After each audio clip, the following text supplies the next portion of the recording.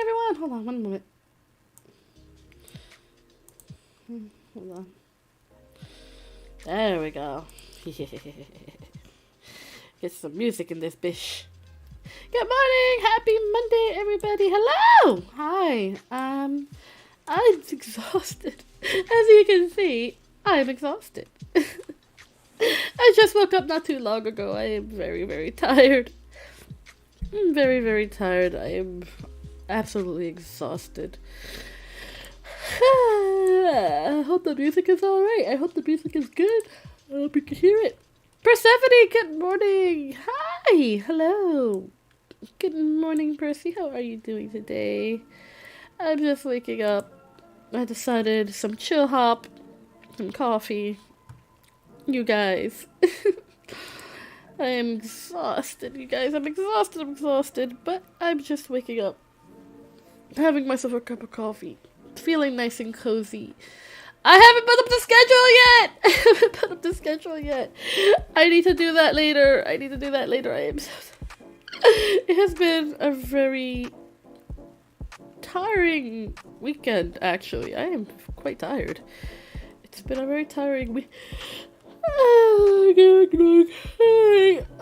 Wasabi. It's been a tiring weekend. Like, I am exhausted. It's nice to see you, Wasabi. How are you? Happy Monday. I hope you had a wonderful weekend. My music is feeling a little on the loud side. Hold on. But I hope everyone had a wonderful weekend. I hope everyone had a great one. Mine was quite tiring. Very, very tiring. I'm amazeballs and awesome sauce. I'm happy to hear it. I'm happy to hear it. I'm always happy to hear when you guys are doing well. Always happy to hear it. I'm so exhausted. Oh, I'm still yawning. I just woke up not that long ago. Which is no surprise. You guys already know I wake up in the morning and I'm just here. But today I feel especially tired. I feel very sleepy. It was very cold last night. It snowed a little bit in my area last night. It was like snow-rain mix. But it snowed and I was so happy. And I was like, yay! This first snow of winter! And I couldn't even enjoy it because I was so tired that I needed to sleep. I needed sleep. The times I did wake up at night to feed the kitties, though, I got to look outside the window and see the snow, and it was so nice. I wish it was a heavier snow, but meh. Take what the Sandman uses to wake up. That would be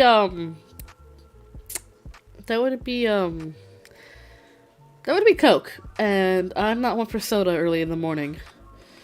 So I am drinking coffee though, so that's kind of close. Yeah,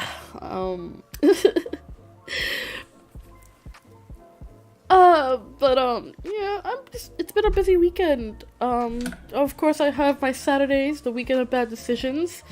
It wasn't that many bad decisions. Just had, a couple of beers, several shots with a friend.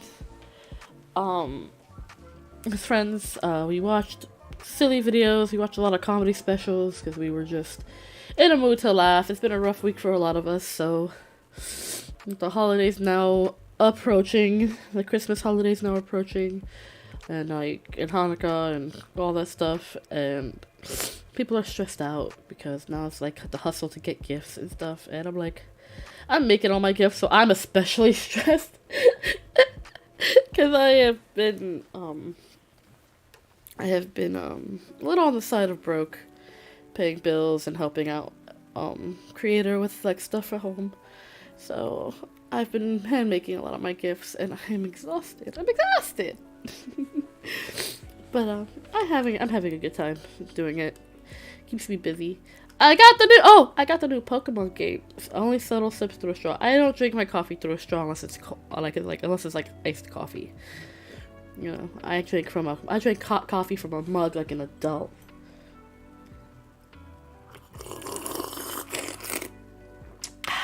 With an obnoxious sip and all. Yum, delicious. I'm sorry, that was so gross. Anyway, I'm at the Coke. I mean, yes, of course, you have to drink Coke through a straw. I mean, it is, you know, it's not the same if you just kind of, drink Coke through like your face because it goes through your nose, and that's not exactly what you want to happen because it does things to you. It ain't great.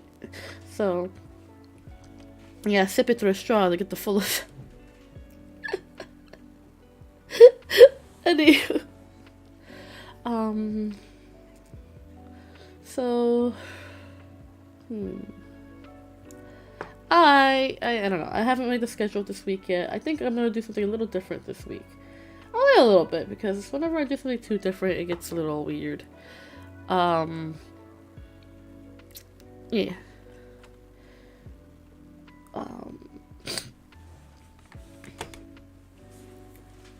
So this, I don't know. Today is the Monday morning chat. My brain is fried. Tomorrow is supposed to be story time, but I think I'll be doing something a little bit different. I'm not 100% sure yet. Because I know we've been reading The House of Scorpion for quite a while, and it's getting quite good.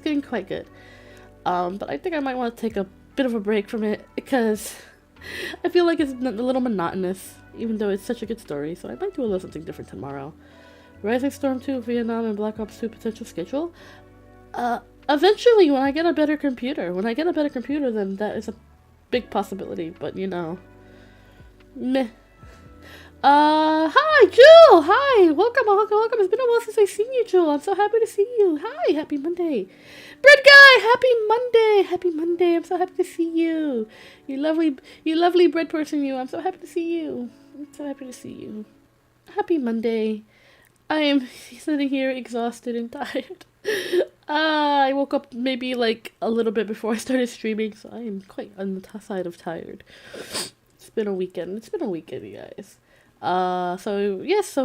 So my weekend was weekend of bad decisions, as it always is every weekend, where I drink copious amounts of alcohols. I do questionable things with my friends while playing various board games and D&D and video games and stuff. So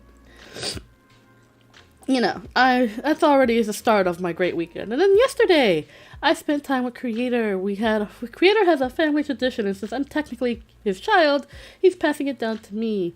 We have been making pasteles. Pasteles are delicious. They're like a tamale. They come from like the Caribbean, like from Puerto Rico, Dominican Republic, stuff like that. And it's a family tradition. So we make them every year for around this time of year.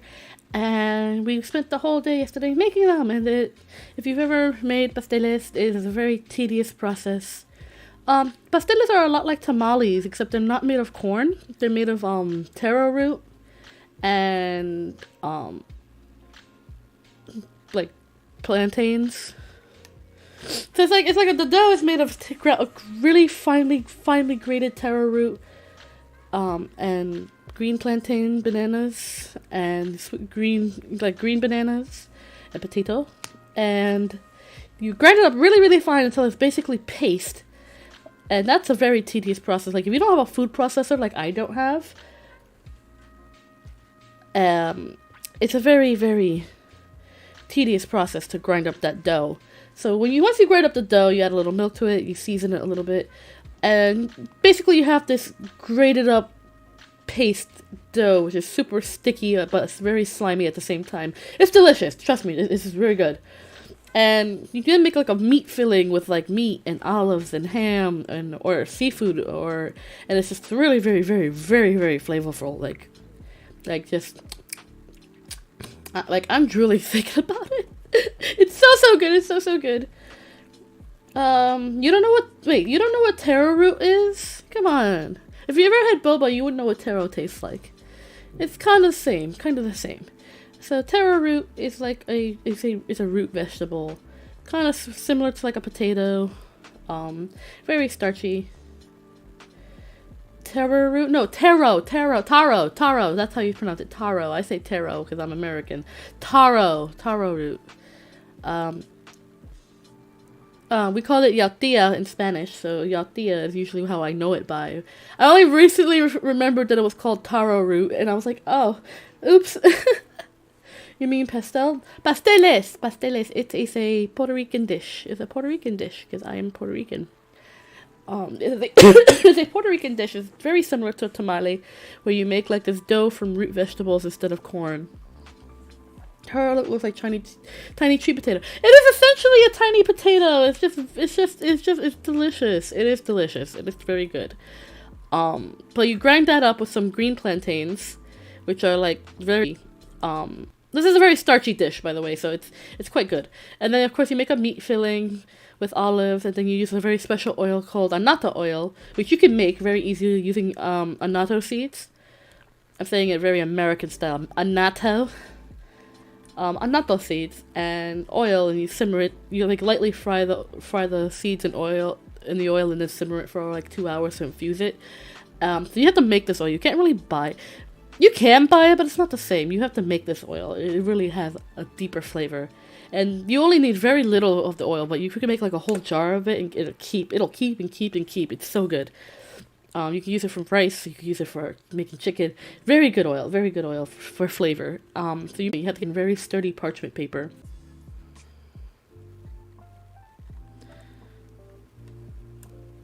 All right, is that better? Is that better? Is that better, you guys? Is that working a little bit better? I hope it's better. I hope it's better. Okay, so I don't know when the stream started doing the choppiness. The stream's completely down for you? Oh no! I just restarted my OBS real quick. I just kind of did the stop stream, start stream thing. Oh no! I hope it's not too bad. I really hope it's not too bad, you guys. I really hope it's not too bad. I really hope it's not too bad. I really hope it's not too bad. Okay. It looks good on my end. I'm looking at it right now. I'm looking at it right now.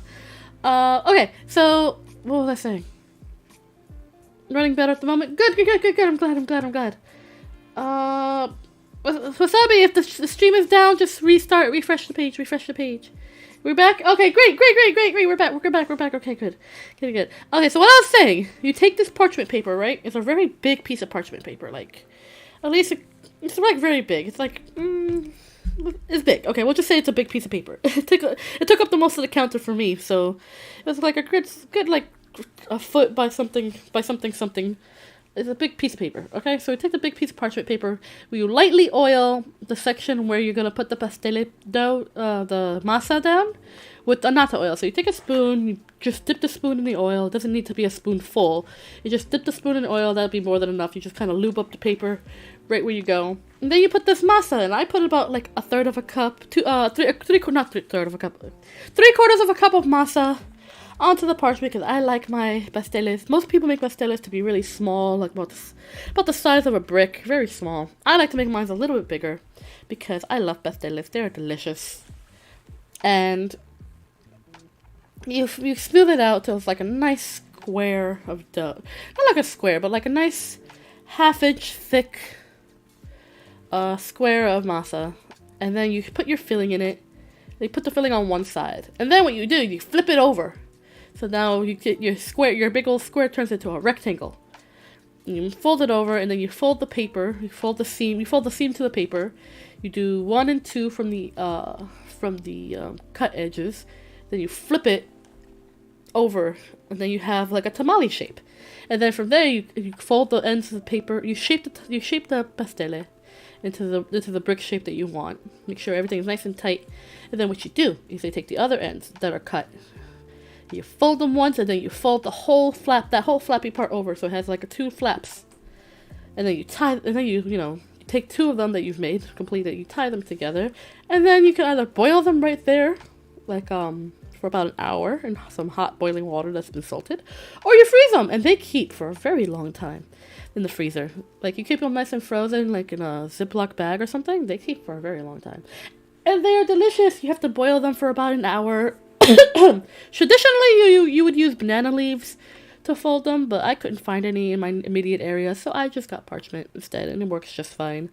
And you boil them in salted water for about an hour, replenishing the water if you need to, and they are delicious. They are like it's like a doughy tamale with like a rich, meaty filling. It's so good.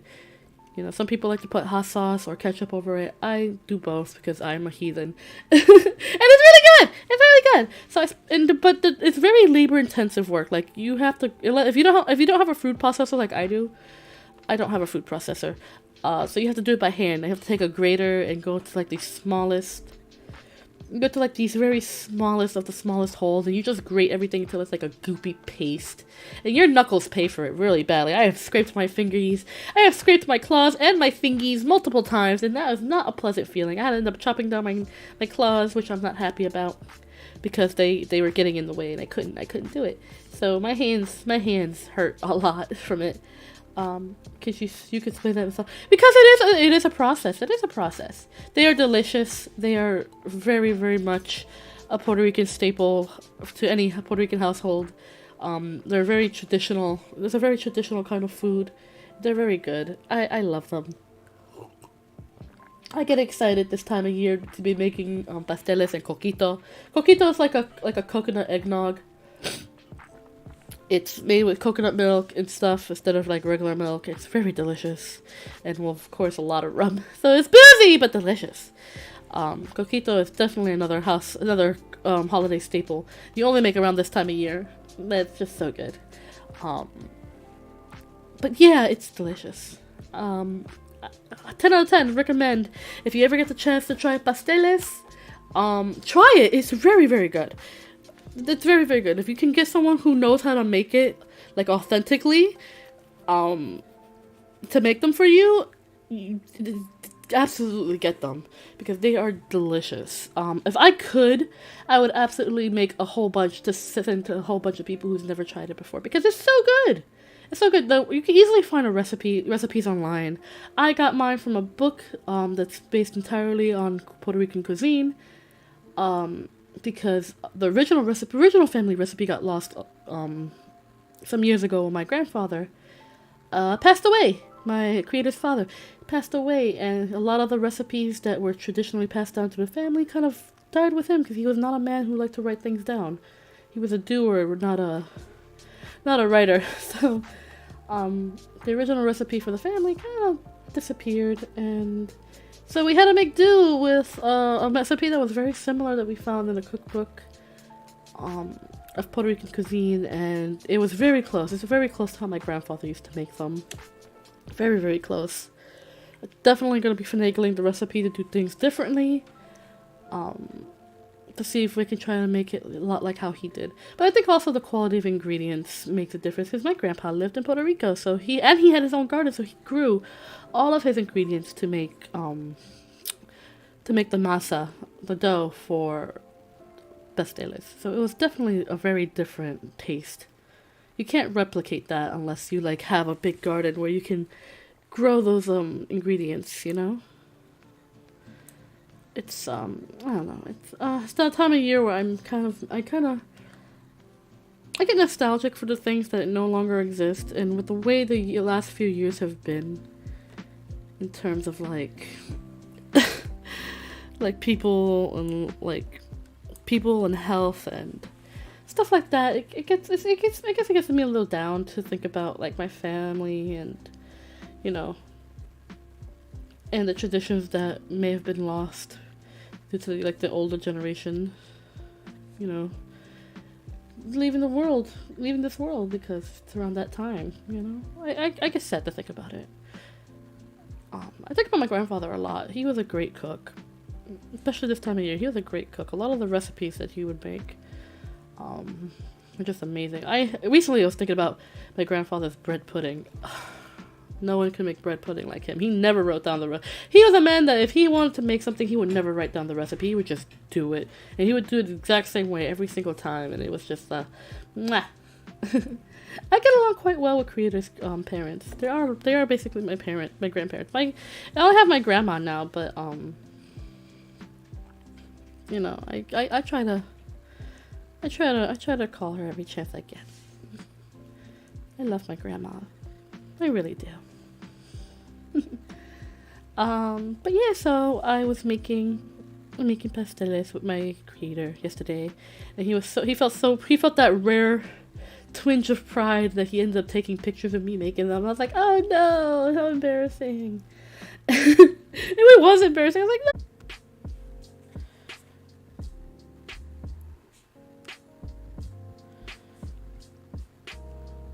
Alright, we back? Are we back?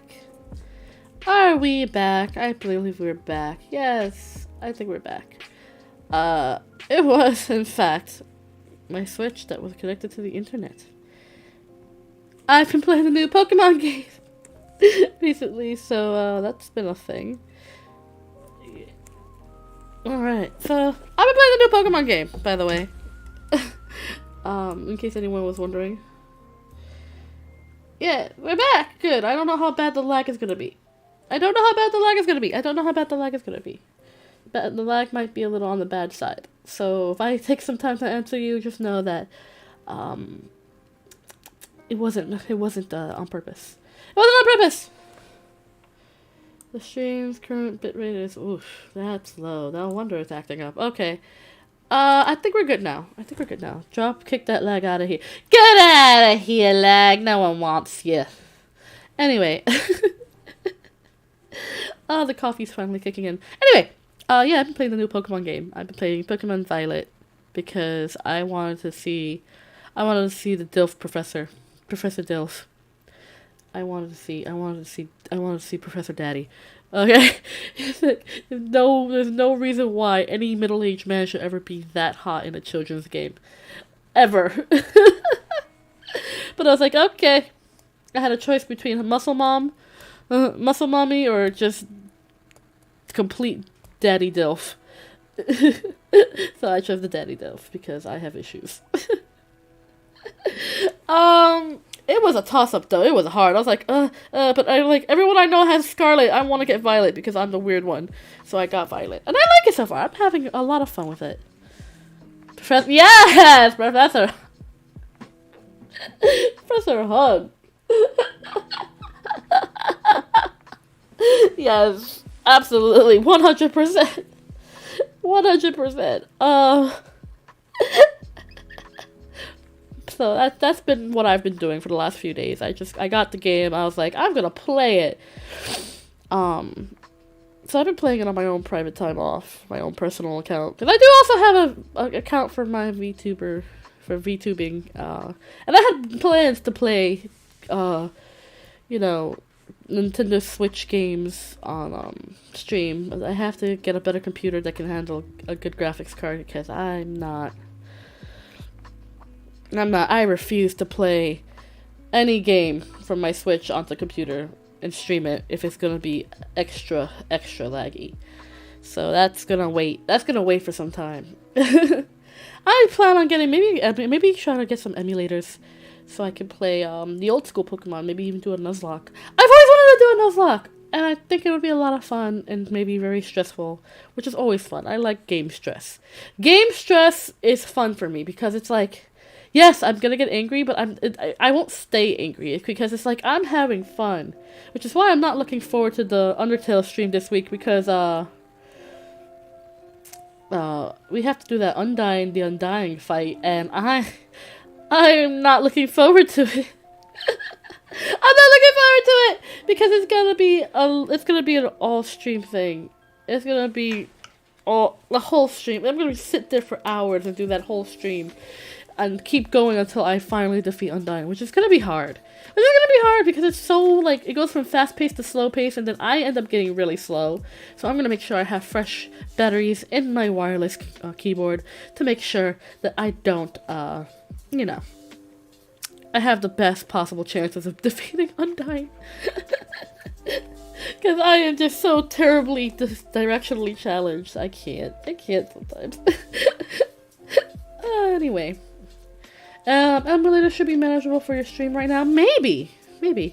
I'm gonna look into some emulators, see what I can find, play some old school games for you. Because you guys don't even know, I love old school games. If I could play the original Pokemon game in an emulator and stream it to you guys would lose your minds. I was like, especially for some of you who are younger who never got to play the original games. Oh my god. I've been playing since Pokemon Blue. I fell off the map though after a while. I haven't played a good Pokemon game since, well, actually since Violet, because it's been such a long time, I don't even remember what was the last Pokemon game. No! Lies! I was playing Black. Pokemon Black. That's it. Pokemon Black. That was what I was playing last. And I don't think I beat it. Nope, I did not beat it. So I think that was the last game I played for a very long time. And even before that, I think the last one I played was the original Ruby. Was the original Ruby before Pokemon Black. So yeah, it's been a while since I played a Pokemon game. But I've been thoroughly enjoying playing the new Pokemon game. It's very much Spanish centric, very much that kind of like Spaniard, Latin America-esque feel to it, and it's very special. You know, it's holding a very special place in my heart because of that. And it feels like I'm home. It almost feels like coming home. So I feel like in my element while I'm playing the game. So I really, very appreciate it. The food in the game. I saw that they had alfajores in the you had those cafes that serve snacks and they had alfajores, and I was like, oh, I haven't had one of those in so long. Not since the last time okay, so I'm gonna break all immersion here. It's not like, okay, I'm gonna break all immersion here because I do have a mom. I'll say that right now. My mom is an immigrant from South America, along with my grandmother, her mother. Well, my dad is Puerto Rican, descended from the islands. And my mother went to South America earlier this year, and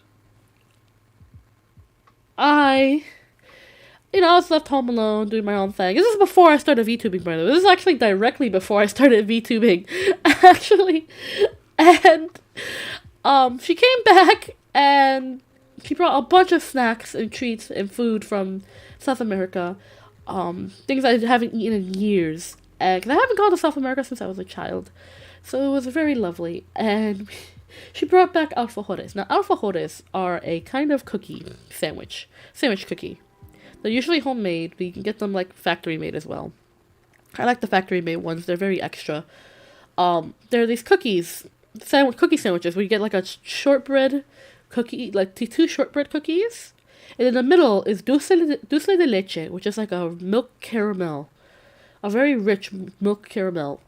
Right in the middle of it, like it's just a nice thick glob of it. It's just so thick, and then you can either have it as is like that, or you can dip it in chocolate.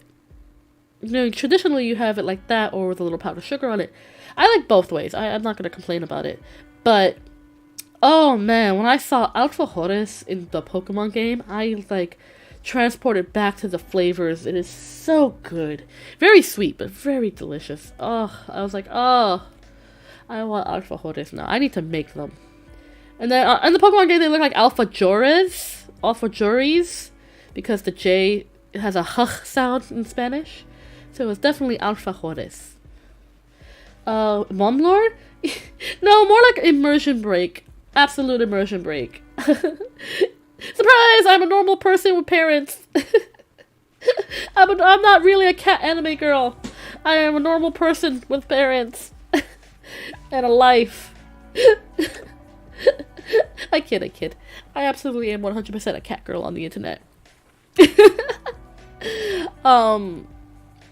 yeah. I kid. I'm definitely just a cat girl on the internet. Okay. I just broke immersion just a little bit because that was something I really wanted to talk about because that was very special to me. That was very special to me. I don't know why. I really love this Pokemon game because, first off, I'm having fun. I'm having fun with it. It's so cute. The fact that I can free roam around is adorable. I love it. And secondly, it's just the cultural aspect of it, because living in America, sometimes people forget to connect with their culture, because, you know, the American hustle and bustle, the typical American life that people want, you know, it's you forget, sometimes you forget the small things that matter when it comes to culture. I'm fortunate to live in a city where culture is everywhere. Like, I live in a very large city where, you know, you could get anything from any culture anywhere in the world right here in the city. So I feel very lucky that I can be exposed to different cultures in the world, but sometimes I forget about my own culture. And this game really kind of brought me to that place where I can indulge a bit in my culture and enjoy it from a gaming standpoint as well, because it's just like, oh, it really is the small things, you know, it really is the small things about it, and I really love it. Like everywhere from the architecture to the in-game food to the way the characters talk. They incorporate Spanish in the way they speak, and I absolutely love that. They incorporate Spanish. They have people of different skin tones there, which is very much diverse. Because when people you say, "Oh, you're Spanish," you have to either, you know, or whenever you say, "Oh, you're Puerto Rican, and why isn't your skin darker?" Shut up. That's why. You know, not everyone. You know, you could say, so you can tell someone can tell you that Puerto Rican, they can either be black or dark skinned or lily white with green eyes and blonde hair and still be Puerto Rican, or be somewhere in the middle with light skin and dark hair like myself. And it can be very, you know, it's very varied, you know. So when I see this in the game, you see people of different, you know, skin tones in this game, and it's like this very Spanish, Latin eccentric game. And seeing that diversity, it just makes me so happy. It really does. Nintendo is doing their shit there when it comes to the diversity in games now. It's so nice to be able to see characters of different skin tones, of different body types, of different ethnicities, you know, or varying in an ethnicity in the game, and it's like, oh, I feel at home with that game. I know I'm giving it a lot of praise, but that's something to be praiseworthy. I can't tell you how many times I see a game that's supposed to be centered in one area, a specific area, and then you got people sounding or looking extremely not the ethnicity of that very specific region of the world. You know what I mean? And so it's nice to be able to see that. And it's nice that it's becoming more and more and more common as the years go on, and I'm so happy about it. I really am. Anywho, I'm enough gushing. Otherwise, the gameplay is a little janky. It's very much a Pokemon game where you battle Pokemons and stuff. It gets glitchy at some points, which I find funny. I find the glitches absolutely hilarious, but they don't bother me. They're not game breaking. They're just little quirks that I think you would find in any game. In any game at this point. Nothing that's game breaking. I've been enjoying it though. The motorbike Pokemon, it has to be my favorite thing. It's my favorite concept ever that Pokemon has ever come out with. The Miraidon I have for Pokemon Violet, it's just a bicycle. I like to ride my bicycle. I like to ride my bike. It's just a bicycle. It's just a motorbike Pokemon that can jump. I love it so much. It took way too long for me to be able to ride it. In terms of the story, but you know what? Not mad, because it is so worth it. I love that it's just a big obnoxious Pokemon that your tiny 10-year-old body is just sitting on top of and riding around like no big deal. It makes me so happy. It's just so silly. I don't know what they were thinking of when they made this Pokemon, but I love it so much. I love it so much. It brings me such a weird, visceral joy. Every time this little fella just pops out and I'm just going, brrr. It's like, I love it. I love it. He's just a motorbike Pokemon. You should have just made it a mechanical motorbike. I loved it. It's just a straight up 4-legged animal with 2 wheels on its abdomen. Yes, and they roll, which is so weird. And it has rockets on its thighs. There are rockets on this Pokemon's thighs. And it looks like it's farting every single time it moves around. I love it. I love this Pokemon. It has to be one of my new favorite Pokemons. It has to be. Because it's just the silliest design. It's just the silliest design. I love it. I also love the diversity of of Pokemon in this world. Like, have you seen the new Wooper? I love the Paldea Wooper. I love him. He's just a funky little guy in his new evolution. Oh my god, I think MatPat's gonna have a field day with the game theory of why the evolutions in Paldea is so different from like the typical evolutions in Pokemon.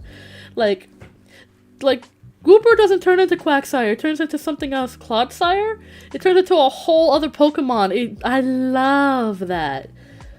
I love it. I just want to squish it. I love it so much. I want to see the skeletal structure. So do I! Miraidon's skeletal structure must be redonkulous. Oh my god. Well, who's that dude that made that Pokemon skeleton, those Pokemon skeleton drawings? You know the one I'm talking about, right? They look like a whole book full of, like, the Pokemon, and then, like, half their bodies are carved out so you can see their skeletons and what they would supposedly look like. It was, like, a fan-made project thing. I don't know if it turned into an actual book or if it's just a big-ass blog, like, Tumblr blog post or whatever. But I remember seeing that and I was like, oh my god, that is so cool. I want to see how that artist would tackle Miraidon's body structure. I want to see how that would work out. I really would. Oh my god, if this stream or video or VOD ever reaches that artist, I want them to tag me when they actually make Miraidon's bone structure, because I need something to comprehend how that Pokemon works. It's gotta be freaky. I believe it. Have you seen some of the Pokemon that have come out recently? I can't imagine some of their skeletal structures. It's gonna be wild. It's gonna be wild. I love it. I love the idea of it, though. I think maybe one drawing stream I'll take a Pokemon and probably try my best doing that. I'm not good with making bone structures. I don't know how anatomy works. So it'll be a fun time. I think maybe next time I do a stream, on our stream, I might do that. I might end up doing like a Pokemon redesign, or do something with Pokemon, because I love Pokemon. I really do. I love Pokemon. I might do something with Pokemon designs. I'm not doing a drawing stream this week, though. So I might do it next week to give myself a break from whatever hell I'm putting myself through this week with the Undertale stream. But the plan is to do an art stream sometime next week. Definitely, 100%. This week, though, it's gonna be the basic bitch, Undertale, Sandman. I'm gonna try to finish up the Sandman. I'm gonna do something different. Sorry, I had to think for a second. I'm gonna do something different tomorrow for the might do something different tomorrow. I don't know if I'm gonna do something different tomorrow for the storytime stream, because I was talking to my lovely friend and fellow VTuber / PNG tuber, Mage Knight Regan, and Regan has been on my stream before, oftentimes with Cal. He is the funky little knight dude. Excuse me. They are. I gotta correct myself. They are the funky little knight dude with the cool hat and awesome poncho that frequent my streams. They have been extremely busy lately with their personal life and work, and of course. So of course, it's been a very long time since I've had them on the stream. I missed them very much. I missed hanging out with them because they've been busy. Because life of an adult can be very busy and hectic sometimes. So I missed them very greatly. We were talking earlier, and I might end up having them on stream with me tomorrow. And if that's the case, we might do something a little different than normal. And if not, then we'll just do the regularly scheduled stream. We're very close to the end of the House of the Scorpion. I really hope you guys have been enjoying the story. It's such a good story. It's one of my favorites. It is. I have a lot of favorites when it comes to my stories. That if someone to ask me which one is your favorite, I can't tell you, because I don't pick favorites because I love everything. I can tell you, it's easier for me to tell you what I don't like rather than what I do like. And it's very rare when I find a book I don't like. Like textbooks I don't like. I don't like textbooks. I don't like that kind of structured learning. I mean, they're useful, but let's see, what else can I talk about?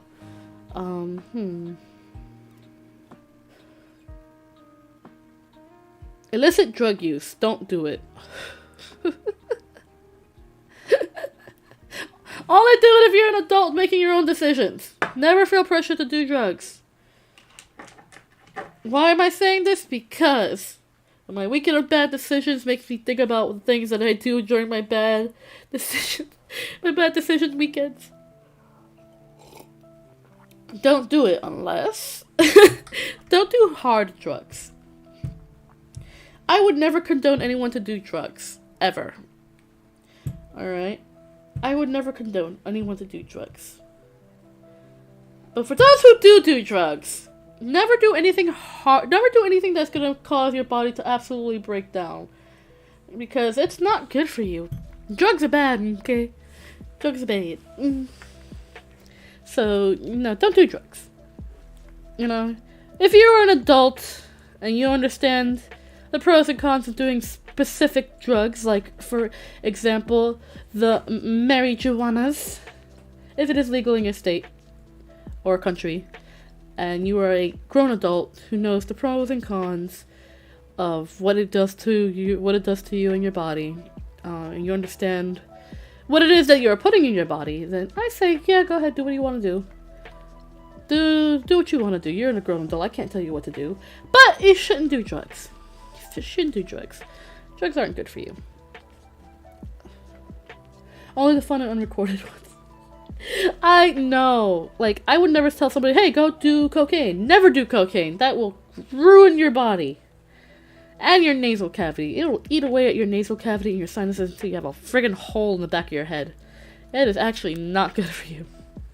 Heroin is one that you never want to put in your body, because that is just, that's not even natural. That is just chemical soup. Don't do it to yourself. Don't do it to yourself. It's bad. It's bad, bad, bad. Marijuana is not a drug. Okay, I would never treat it as a drug, because I actually do quite agree with the health benefits of marijuana in regulated doses. It is legal it's legal where I live. And that's all I gotta say about that. I am an advocate for its health benefits, what it can do for people who suffer from PTSD, anxiety, patients who are going through cancer, who have difficulty eating, people who have difficulty eating, people who have difficulty sleeping. So I do advocate for it.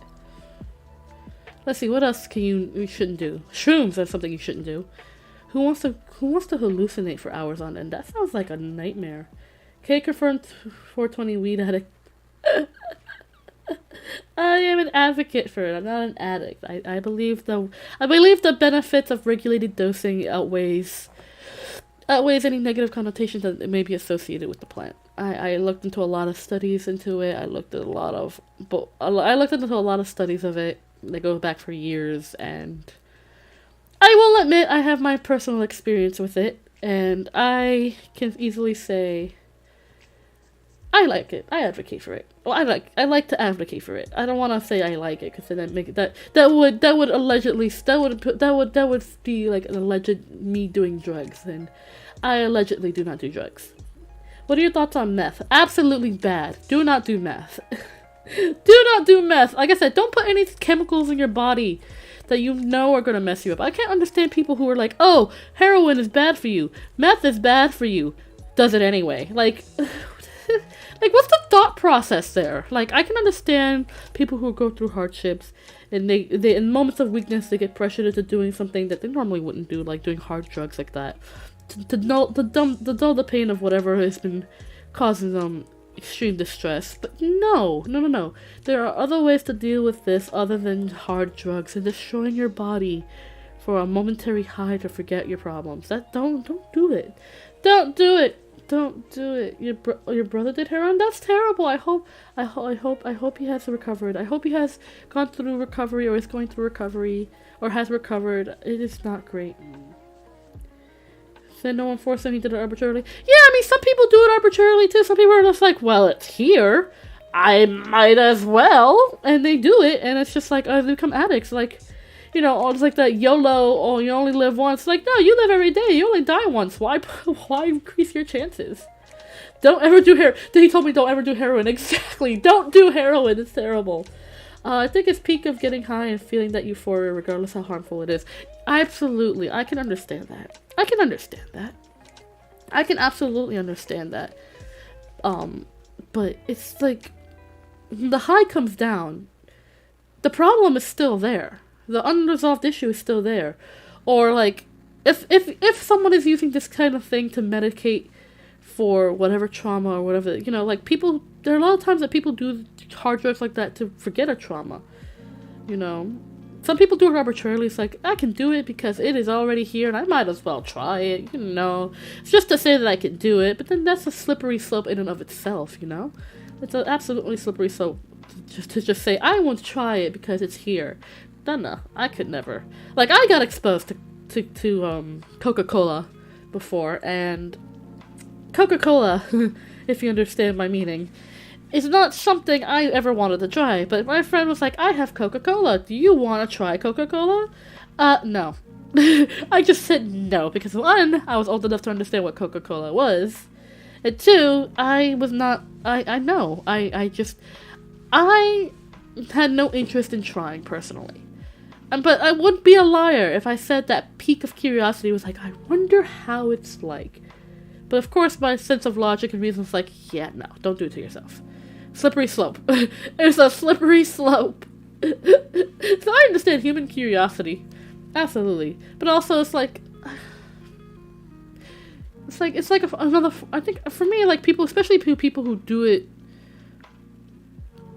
as a way to forget their problems, or as, like, this, habitual thing that, like, they can't go without getting that kind of high. I think it's it's definitely a way to medicate, it's definitely like a self-harm, another way of self-harm to medicate. It's like that kind of medicating the pain away kind of thing, and I'm like, it definitely is self-harm in my opinion.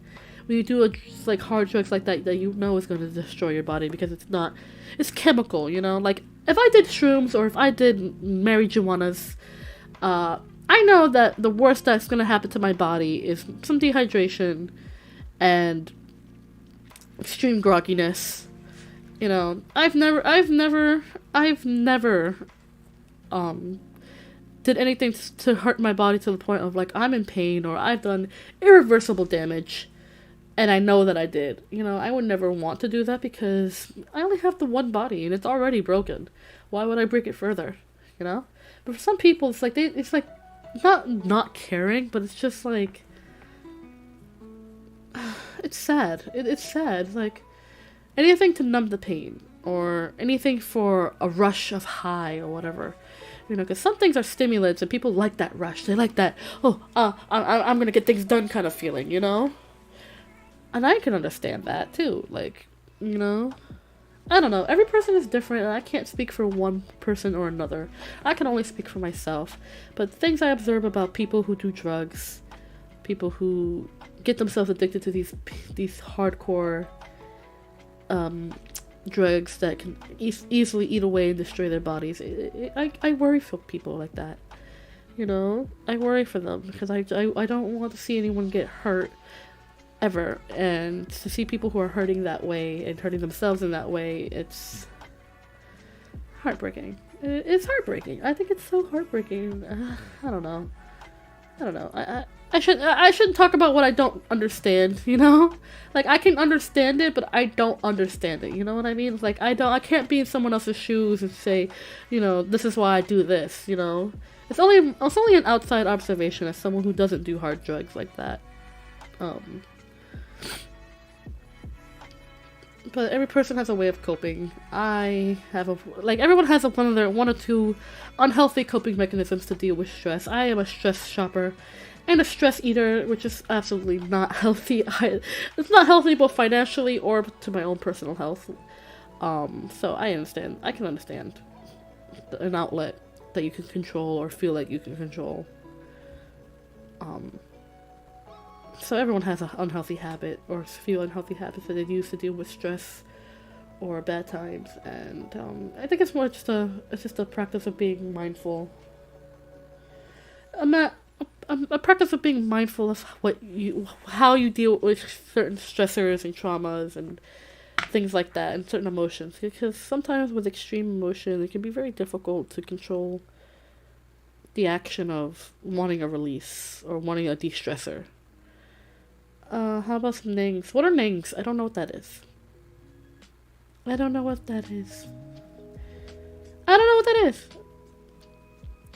But yeah.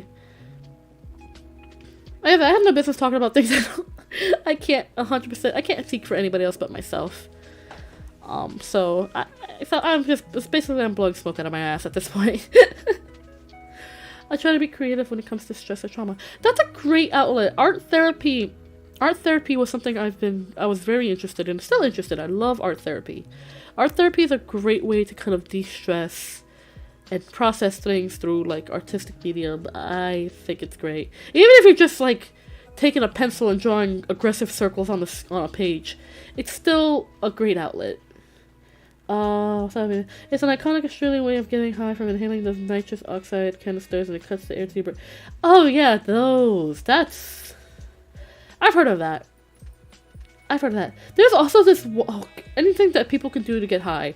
There's this one drug. It's a drug called Jenkum. I think it's called Jenkum. And it's when you defecate in a container. Like, just regular defecation, like pooping, in a container. And you let that sit. And then you inhale the fumes from... poop in a bottle, essentially, yeah. That's just foul. I just made myself gag. I'm not gonna puke on stream again, I promise. I promised myself I wouldn't puke on stream again. But the idea of it is just like, you're just huffing your own poop fumes. Yeah, Persephone, that face is worn. That's the face I made. When I heard about this. I was like, what? I originally heard this from a YouTuber named Matthew Santoro. Lovely dude. And he did his top 10 list. He used to do top 10 lists. I don't know. I think he's going to be working on new projects now. But back then he did top 10 lists, and he did some about drugs that you've never heard of or you don't know of. And there was this Jenkum crap, and it was like, Jenkum crap. But it was like this Jenkum, and I was like, why? Why would anyone want to do this? Why would anyone want to do this? It is so... It's disgusting! It's so disgusting. Why would anyone want to do that? Me and the homies in the Jenkum tent. That place smells like shit. Disgusting. How did anyone get the idea to even try that? Desperation from a drug addict desperation. Because I live in a large city. A very particular large city. And I have seen some shit. No pun intended.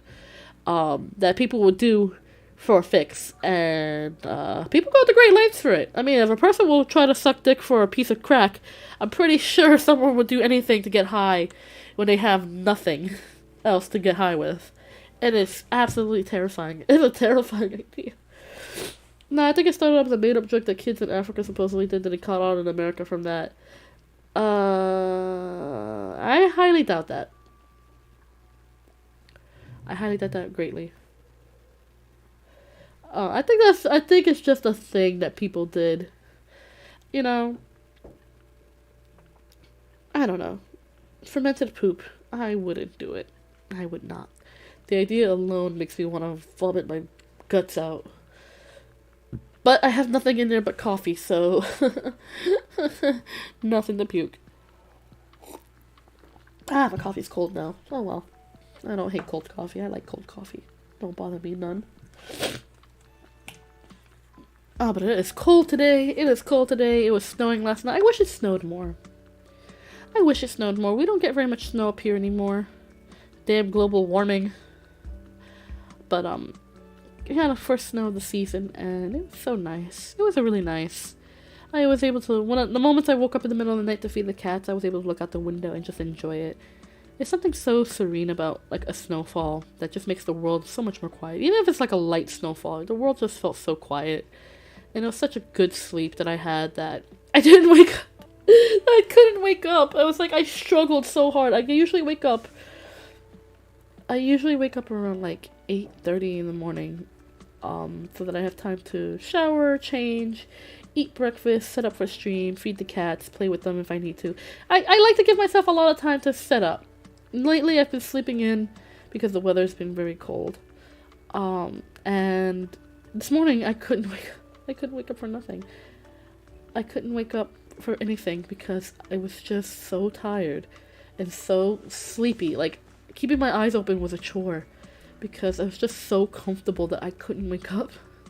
Not that I didn't want to, I just couldn't. My body was like, no, you want this. you want this rest. You need this rest. And I was like, no, I need to get up. I have to stream. I have to entertain the internet for about 2 hours. According to Wikipedia, Jenkum is Halen, hallucinogenic creative fermented human waste. In 1990s, reported to be a popular street drug among Zimbabwean youth. In November 2007, there was a moral panic at the United States after widespread reports of Jenkum becoming a high popular recreational drug. Middle and high school across the country. SARS for big packer. I mean, it's an easy way for kids to get high, and the early 2000s was definitely... The 90s and early 2000s were definitely, like, very much experimental with drugs and stuff. So it's... I mean, nowadays it's accessible. Like, if you're of the legal age to smoke marijuana, it's very easy to get high. But a lot of people back in the day, before things were like illegal, would do anything to try to get high, and I think that's what it is. Is that when one thing is unavailable to get you high, you have to find other sources, and that's when it becomes problematic. That's problematic, you know. Like I'm like, if you offered me a joint of marijuana, I'd be like, okay, fine. But if you were to say it's not enough, I need to try Jenkum, I'll be like, ha! This is enough. You know? Get some of them texture smells. No, thank you. Ugh. No, thank you. We're gonna stop talking about Jenkum now because, my stomach is turning. My stomach is turning and I don't wanna puke on stream again. Once was enough, thank you very much. Let's see. But yeah, so... Cold weather. I like cold weather. I love when it's cold because I like wearing big sweaters. I'm the type of person, no matter what, if I can find a sweater in my size, I will always go at least 2 or 3 sizes bigger because I love the feeling of just this big oversized sweater just engulfing me. And as a fat chick, that's very hard to do. It is so hard, you guys. You don't understand. When you're a plus size person, finding clothing that fits, or even better, oversized clothing, is a pain in the ass. I wish the fashion industry gave more options. But they're doing so now, especially a lot of indie brands. But I wish the fashion industry would make bigger clothes for people of larger body types that are not just that actually fit. Like sometimes I hate wearing jeans. Let me just say this right now. I hate wearing denim jeans. The pants I normally wear, that you guys see me in, if you ever get to see my lower half, they're not jeans. They're just leggings. They're just blue leggings that are very, very comfortable because they fit. If I try to find a pair of jeans, I either too big or too small. They don't do in between sizes. Sizing is bullshit for female clothing. Let me tell you guys. When you men are lucky. You men are lucky when it comes to clothing because you guys can always find something that fits. Always. Okay? For females, it is an absolute nightmare because some people fall between sizes. Like myself, I am a large person. I'm a chonky bitch. I will not sugarcoat it. I'm a ton of fun. I am absolutely fluffy and I am a great cuddler because of it. However, finding clothes that fit, that I want to wear, is a nightmare. Jeans? A nightmare. Okay? A belt to go with the jeans if they're just a touch too big? A nightmare. I prefer leggings, skirts, and dresses for that very reason because I am comfortable. I am always comfortable when I wear those sort of things. I get so upset. You know, I've been able to find pants that fit, but they're not jeans, you know? This is the weather for, like, denim jeans that will keep you warm and are like resistant to the wind. I can't just wear my normal pants made of cotton and be like, ooh, breezy. No. It's too cold for that. I love the cold, but I am not one that's going to just dress lightly in the cold weather. I will be wearing leggings and stockings and socks and like actual warm clothes and layers upon layers of clothes. And every time I try to find a pair of jeans, I can never find them that fit, and it's bull. Every time I look at like a pair of jeans meant for a small person and a pair of jeans meant for a big person, it's like they just blew up. It's just like they blew up the template for a small, like a normal sized person's pair of pants, and expect that the larger people are going to be able to fit in that. Like, no! Fat people need different sizes! You need to make different sizing for fat people. Like Hot Topic. I love shopping at Hot Topic because they do exactly that. They have clothing sizes for big people. And they fit. And they're comfortable. And I love them. I have yet to buy anything from Hot Topic that didn't fit comfortably or looked good. Alright? And if something didn't fit me, I can easily exchange it for something that does. And it's not bullshit. I love it. I love it so much. And people are like, oh, why do you only buy stuff from Hot Topic? Because their clothes fit. That's it. They're the exact style that I like to wear, and they fit. And it's so hard to find cute alt clothing that fits when you are a plus size bitch. And I'm not talking like extra large plus size. I'm talking like double, triple XL. Like I am a double XL, and depending on the cut of clothing, a triple XL. I am fit. I have tits, ass, and a belly. I am fat, okay? Buy some that Invaders in merch. I already did. I have a replica of Gaz's dress that I have worn recently, and let me tell you, it is the most comfortable dress I have ever owned and worn, because it feels like pajama material. Like that soft pajama material. And it is comfy. And it is wonderful. I would live in that dress. I would want to have a dress made of that material for all my dresses. It is a lovely dress. I love it. It's comfortable. I would love to get like a nice Invaders. I want a Gur hoodie. I want a Gur hoodie very badly. I need to get me one. But I need one that's like super oversized. I love having oversized clothing.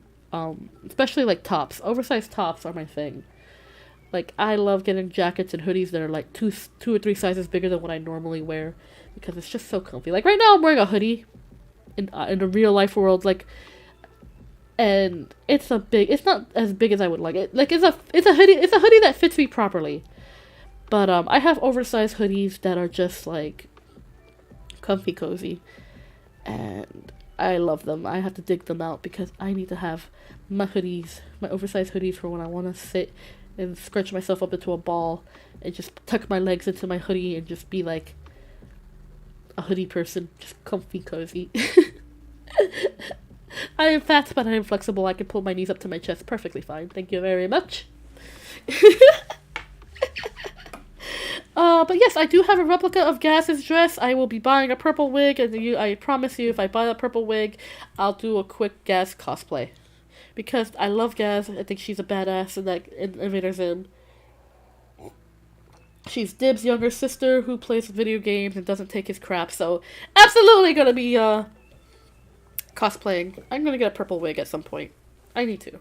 I cosplay a lot. I do a lot of casual cosplays. I like to dress up. It's so fun for me. It's fun for me. I dress up. It's nice and fun. And when you have cat ears all the time, you kind of have to get into dressing up, because then people will be like, oh, what kind of character are you supposed to be? Or, oh, why do you have cat ears and a tail? I'll be like, I'm just a character. Get the cosplay to the next level by eating a hot dog that... Oh, no, look at that one episode. Oh, no! Absolutely. I absolutely will. I'll take out my Switch. I'll do pictures. I don't mind. I don't care.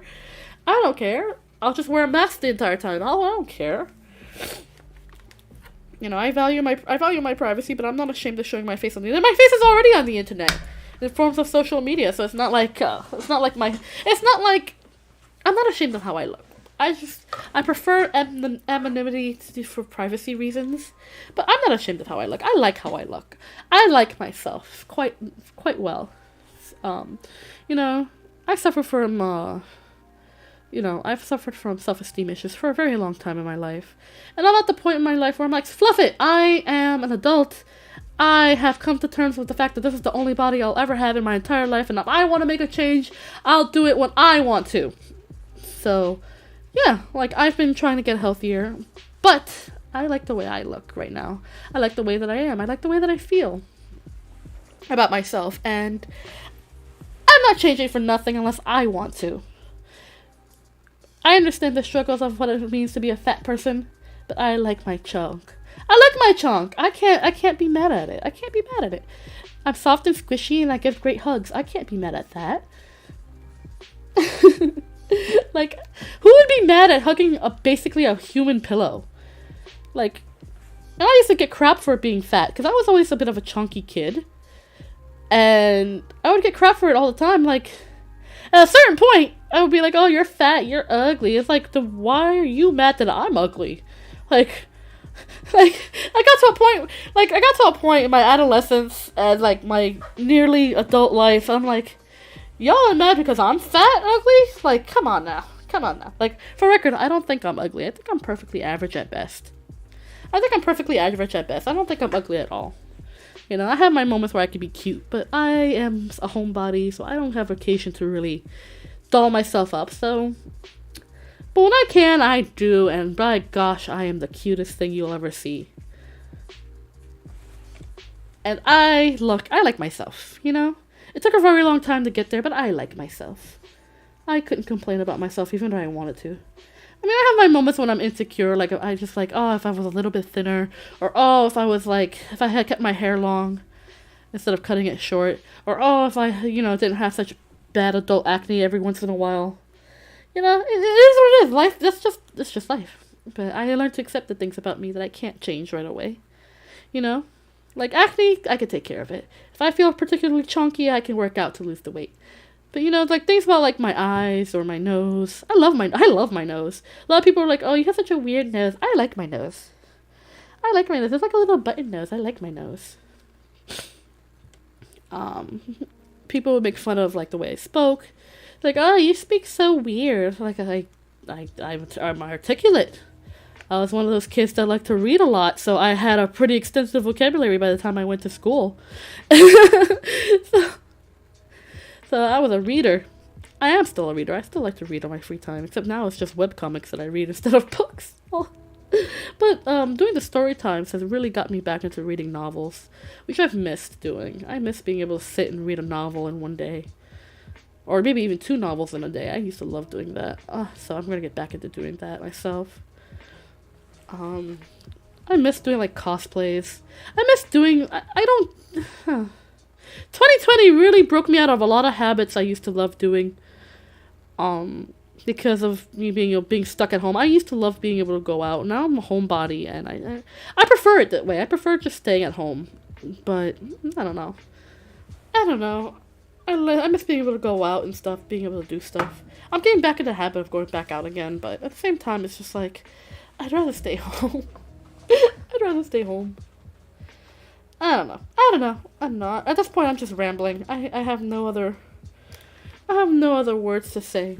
Other side of the fashion industry is bullshit. Don't do hard drugs and love yourself the way you are because you only have the one body, and if you need to change it, you can change it whenever you feel like you need to.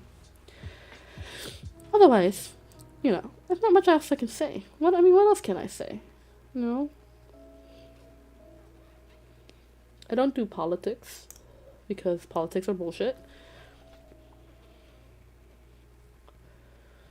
I need to catch up on shows that I haven't seen yet.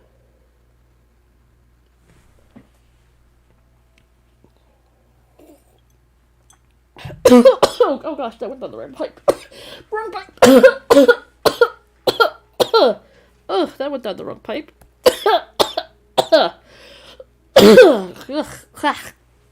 I'm okay.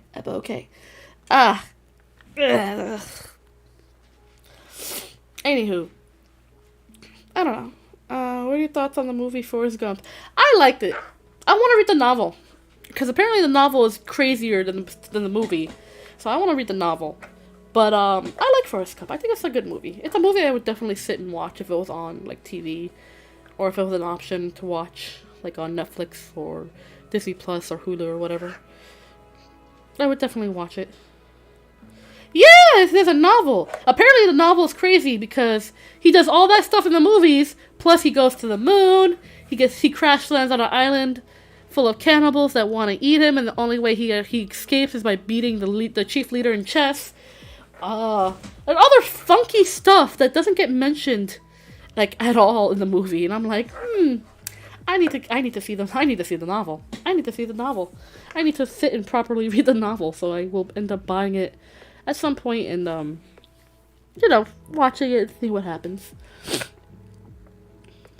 So, you know, I'll probably end up getting it at some point. I don't know. Anywho, let me see. But it was a good movie. I quite liked the movie. I think Tom Hanks did a great job in that role. He did a great job in that role. I like Tom Hanks as an actor. I think he's a good actor. Forrest Gump destroys the current timeline and averts mankind's achievement. Forrest Gump is a whole story where it's just one guy who's autistic that just gets involved in some of the biggest events in history and just knocks it out of the park in his own way. It's amazing. And that's what it is. In the movie they treated Forrest Gump like he was very special needs. And I'm like, no, the man's autistic. He clearly has autism. You know? But then again, the story was supposed to take place in like the 40s and 50s and 60s and 70s and 80s and 90s. And that was just like, yeah, back in the day, if you were autistic, you were seen as special needs. A little bit queer, if you will. A little something not right about that boy, if you understand what I'm saying. And, I'm so glad that the notion of all that has changed the last 50, 60, 70 years. A little peculiar. He's a little funny. He's a tiny bit off the rocker, if you know what I mean. He's not quite all there, you know. He doesn't have all his marbles in the bag. The train's not quite at the station. You know what I mean? It's those kind of connotations. But yeah. But the amount of things he was able to accomplish in his lifetime was still amazing. Despite the fact that it's fiction, I still quite like it. It's a fun little story. It's a fun little story. And I would love to be able to actually read the novel, see how funny, how not funny, but how funky it gets. You know, how much do they really push it in Forrest Gump? So I want to be able to see that. Oh man, I don't know. I've been thinking about wanting to reach out to some of my other VTuber friends for collaborations lately. I really do want to reach out more to friends and be like, hey, come collaborate with me, come hang out with me. Because I don't like the idea of collaboration, like the word collaboration. Like, yeah, we're working together, but I don't want this to feel like work. I never wanted to make my streams feel like it was like work, like a job or anything. Be like, hey, you want to come hang out on the stream sometime? You know, but you say that, and then it just gets kind of, you know, it's like, oh, but you hang out, blah, blah, blah. It's like, oh, no, collaboration. I actually recently played, It Takes Two with one of my gamer buddies, and it's actually such a fun game. It's a fun little game. I love that game. It's so good. So good. Will I ever play it on stream sometime? I want to so badly. One day, because I do own the game on PC. So one day I will play It Takes Two with somebody. And it will be fun. What do you mean fiction? He literally meant JFK in the movie was in black and white and everything. That, my friend, is called the power of editing. Even in the 90s, they had really good editing abilities. It was great. It is fiction, though. Forrest Gump is not a real person.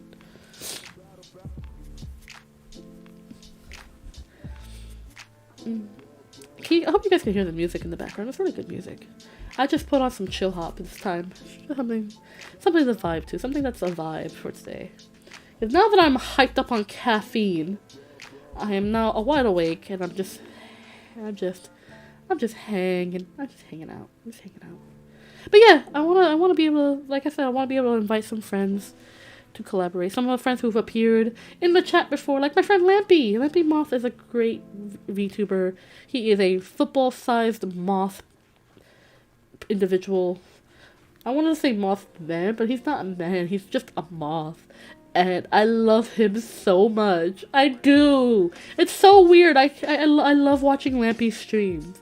I do. I have such love for Lampy. I really do. We don't interact as much as I would have liked to because I am a shy, anxious potato when it comes to talking to people sometimes. Excuse me. But I love Lampy. I really do. I love watching his streams. He's such a character. He's so cool. I think he's super cool and super neat. His art streams are great. He has made VTuber assets that I have a few of his VTuber assets. I don't use them very often on a stream because I'm like, what am I gonna use them for? I want to use them for something, but I don't know what to use them for. So, like, I got them because I want to support the homie because he has them on his Ko-fi page.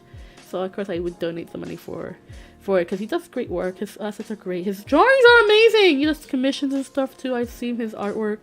So awesome. I would love to have him hang out with me on an art stream while I'm doodling sometimes just to talk and hang out. I would love that so much. I love Lampy. And of course there's also my friend Torikaru, who is this big Twitch, he's not big compared to like Iron Mouse or Kenji and stuff like that.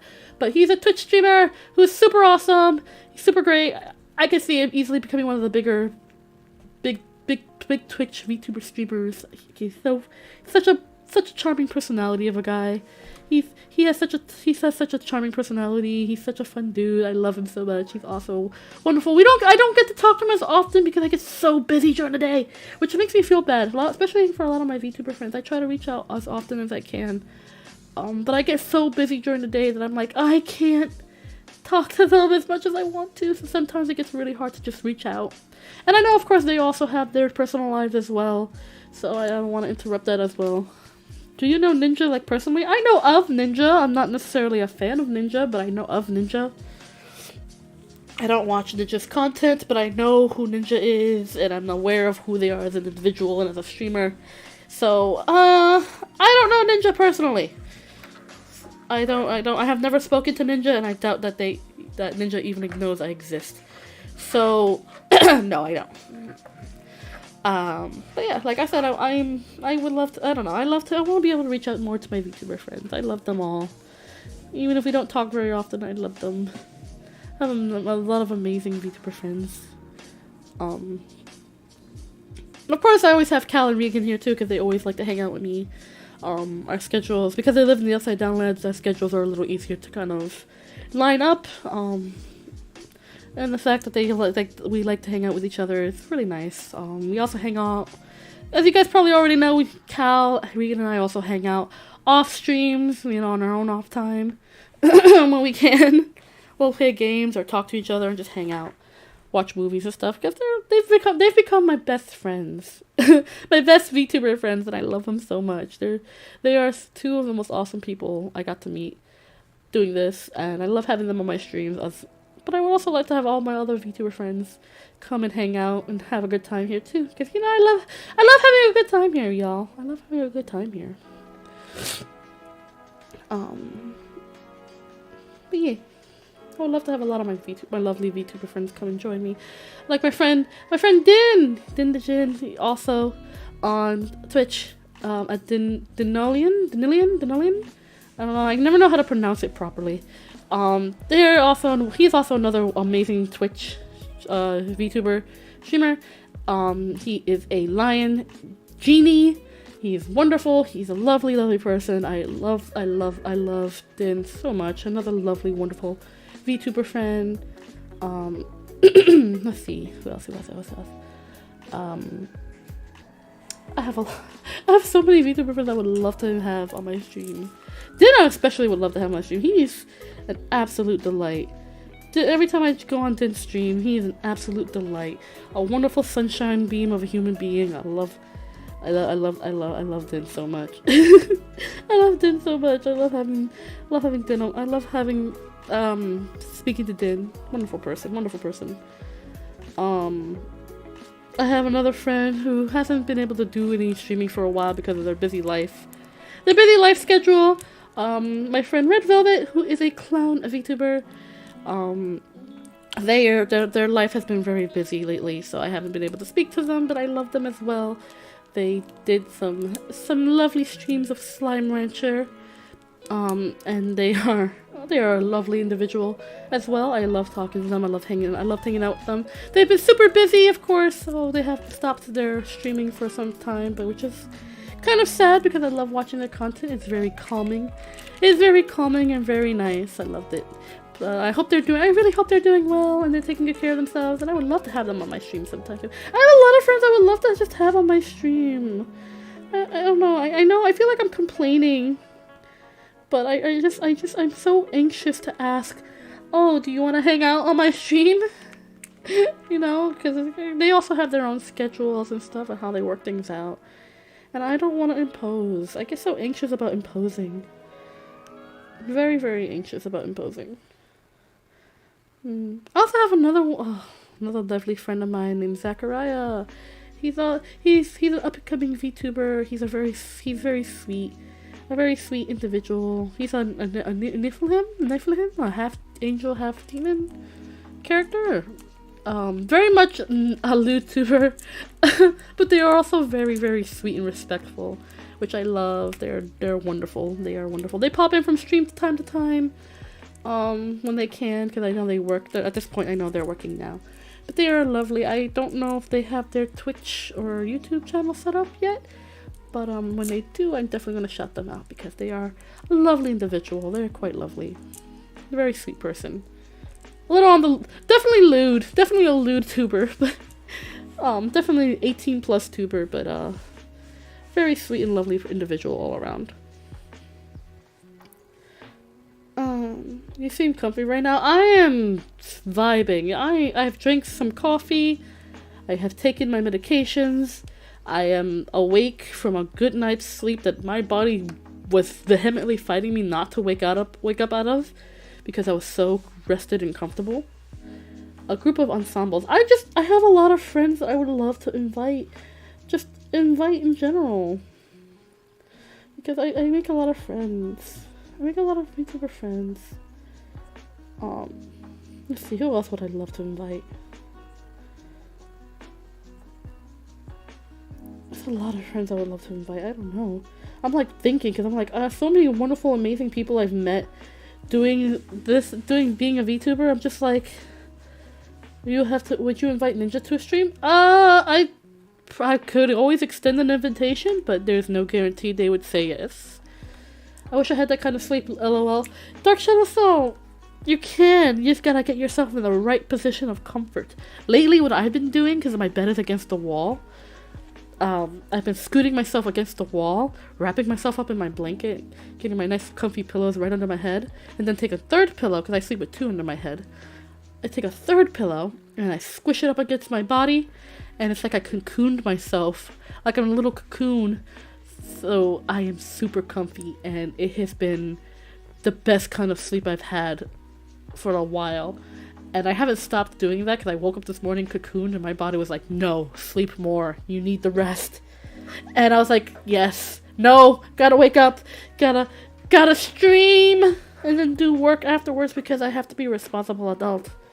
But stream, and I fought. I had to fight to wake up. I had to smack myself in the face a little bit to wake up because I was like, no, because I sleep like that, I'll never wake up.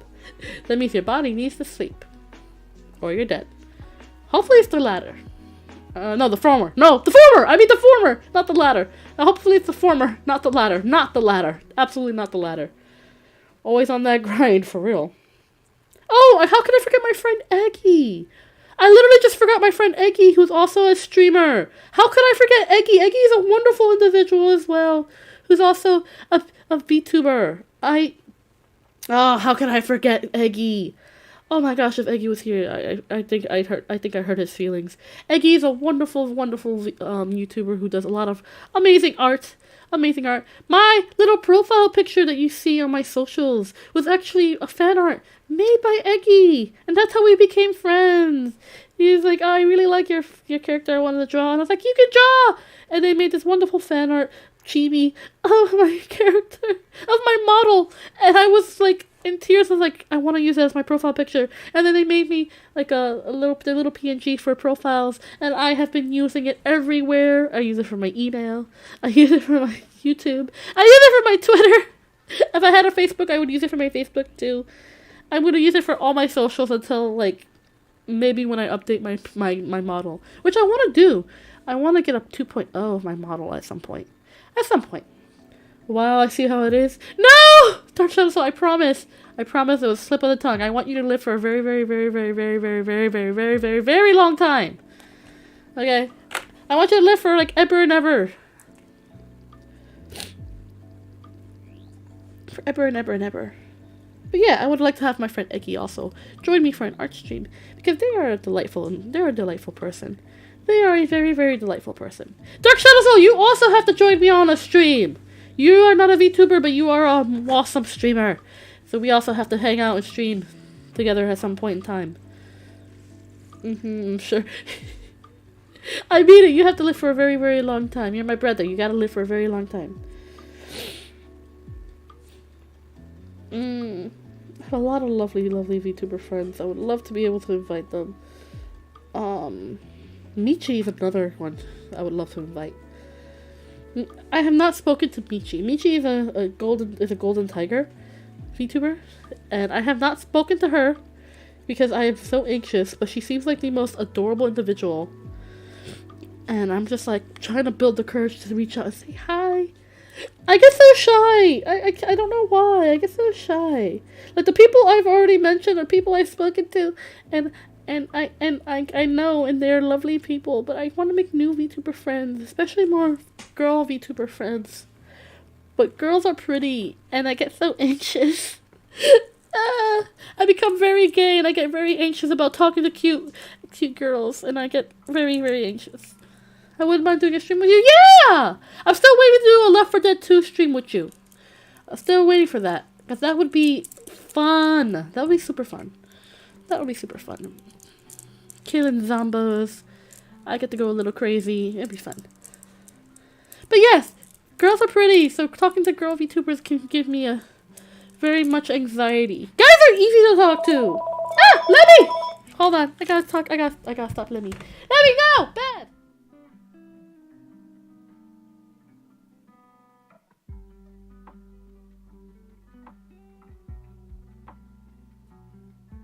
Anywho. I calmed Lemmy down. Left 4 Dead 2, yes, Left 4 Dead 2. But like I said, I get a little bit gay because I'm pansexual. I'm gonna just disclaimer right now. I'm pansexual. I like every and all genders. I don't care. It don't bother me. You're a human being. You're a human being with the potential for attraction. I like you. Let's go.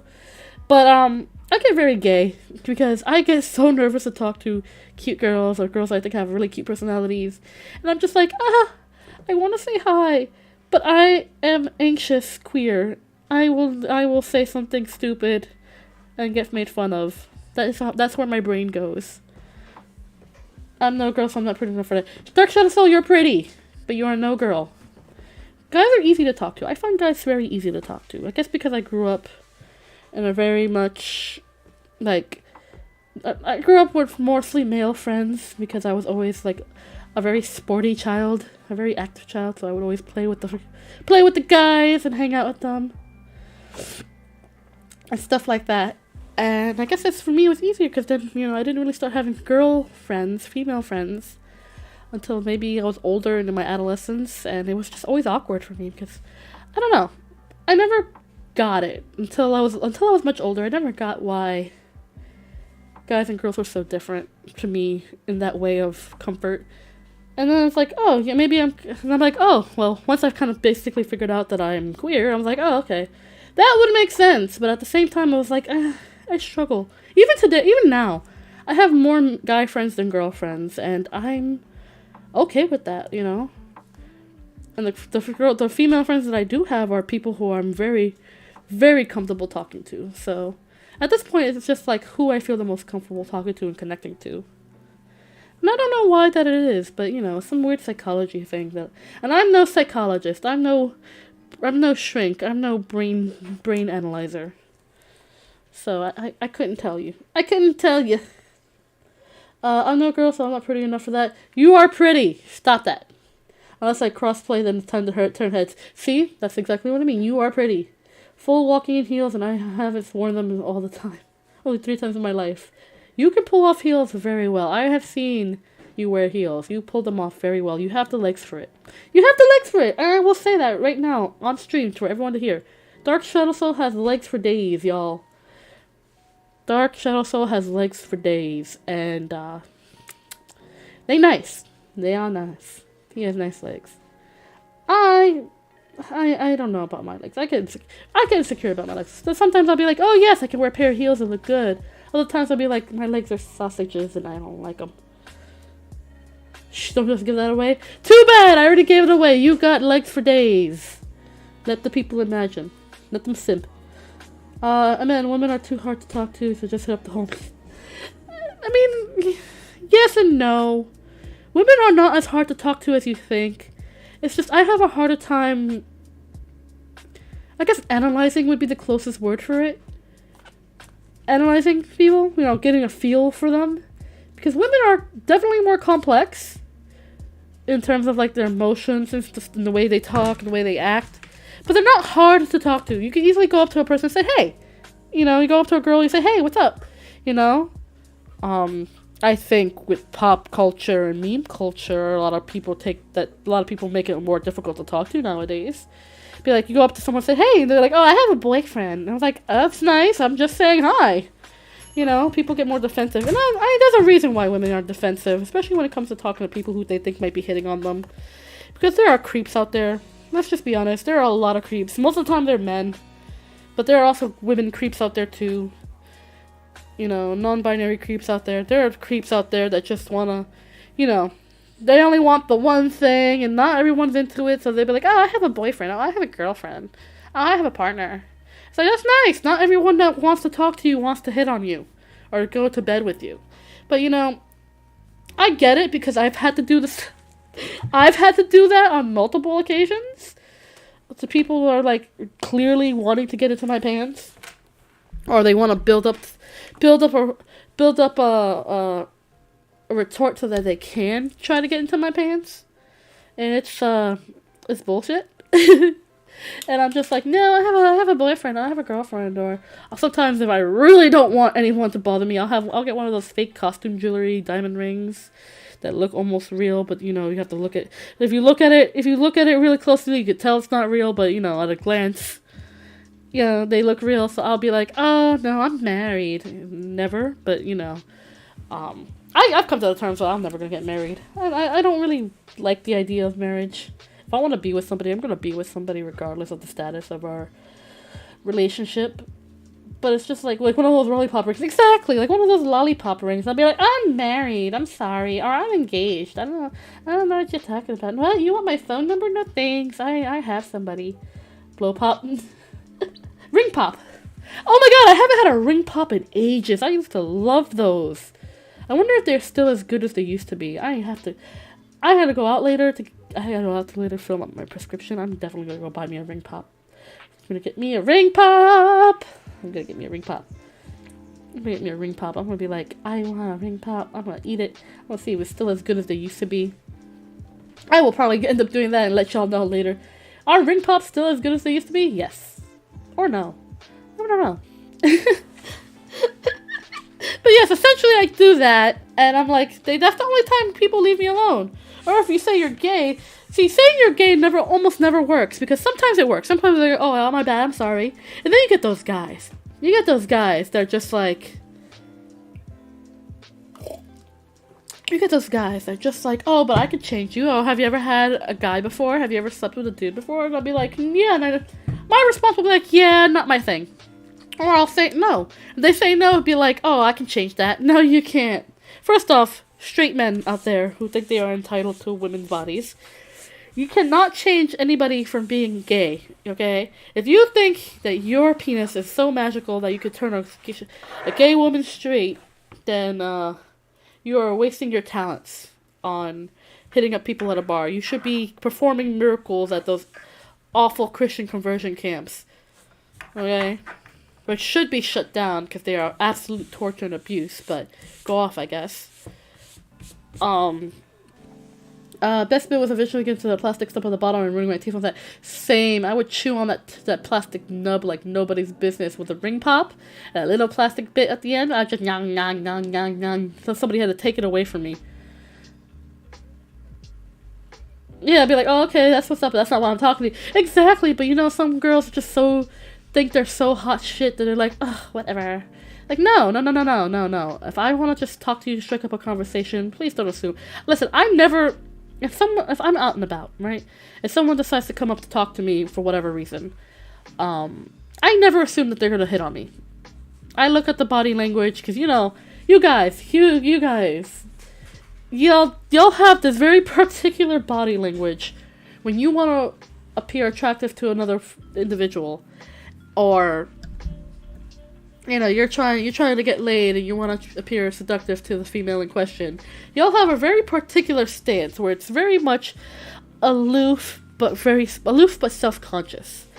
Where it's like, oh, you'll like lean over, you know, one leg will be bent, one leg won't be, you know, or you lean up against the counter and you try to appear pretty cool and relaxed, but it's obviously you're posturing to try to show yourself off of how dope you look, or, you know, how confident you are. And I'm like, because once the guy has that kind of body language, I'm like, oh, here we go. And it's the same kind of posture. Like, movies don't exactly lie when you see a guy trying to hit on the girl in a bar scene or something like that, whether they're really smooth or really goofy with it. It's the same kind of pose every single time. Like Jim Carrey and Dumb and Dumber. Essentially. It's the same kind of pose with very mild variants. And so it's just absolutely destroyed my Sorry, what's happening? Man, it may seem casual, but there will be this aura of, like, guys. These guys that just do that. And then they'll be like, hey, what's up? Or how you doing tonight? Or you here with anybody? Or what's the lonely lady like you doing in a place like this? Or some other cliche bullshit, hi, hello there kind of pickup line or introduction. And I'm like, look at you learn body language, you blow up so fast. I've always paid attention to people's body languages and quirks. Always. I don't know if that's just a me thing or an autistic thing, but I always pick up on people's body languages. Because human behavior is fascinating. The way humans move and behave in certain situations is amazing to me. So I've always just paid attention to how people's body languages are. So I pick up on things very easily now as an adult, because I pay attention to people all the time. But it's essentially that. And it's just like, as soon as I see that kind of stance, and there's a difference between it being a casual stance and it being a posturing stance, and it really is all dependent on the elbow and the hip. The elbow is like how you lean your elbow against the counter. If it's like with like the intention of just posturing, like having an open chest, hand on hip, or hand hanging off the side, or with holding a glass, and the hip turn where instead of leaning forward, you're turning off to the side to, again, open chest, exposure, that kind of posturing, then yeah, I'm gonna be like, you're hitting on me and I don't want this. But if it's more of a relaxed stance, a more casual, like, hey, hello, what's up, how are you kind of stance, very much like curved back, hands holding each other, fiddling with fingers, fiddling with drink, that kind of like, not nervous, but like, hey, I'm just, you know, a much more relaxed and, you know, letting your body do your kind of its own thing kind of thing, posture. It's very much a friendlier posture. It really is how one person approaches another that matters to how you come off to other people.